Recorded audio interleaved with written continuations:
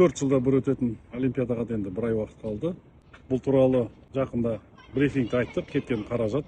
Енді 13 миллиард 300 миллион ақша аз емес. Себебі жаңа 15 спорт түрінің ішінде де бізде көп спорт түрлерінің спортшылар әлі лицензияға қол жеткен жоқ. Бірақ дегенмен нақты бір медаль күтетін спортшыны сенімді түрде айта алмай тұр. Енді осынша қаражат бөлінгеннен кейін бізде енді қысқы спорт түрлері жөнді дамымаған деп қарап отыруға болмайды. Бізде үміт күтетін спортшылар көп болу керек. Жаңағы шорт-трек жақсы дамыған, фигурный катание дейміз, лыжи спорт түрлері.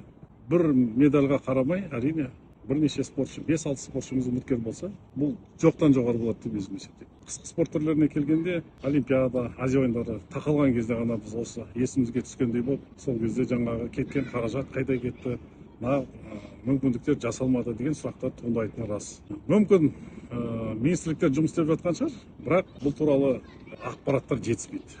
Сол себептен қысқы спорт түрлерінде ұмытпау керек, қолға алып, қандай жеңімпаздар бар, қандай дайындықтар жүргізіп жатыр, осы туралы да қоғамда ашықтық жетіспейді деп өзім есептеймін.